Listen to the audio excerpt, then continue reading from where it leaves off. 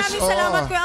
Tsaka kasi syempre summer na, di ba? Kaya dapat naman na 5 minutes. maging hot talaga. Pero maraming salamat din sa winners of Mr. Pilipinas Worldwide 2026. Congratulations! Oh, di ba, boys? Sabay-sabay kayong bumati sa ating mga tiktropa. Tiktropa! Mag-ingat!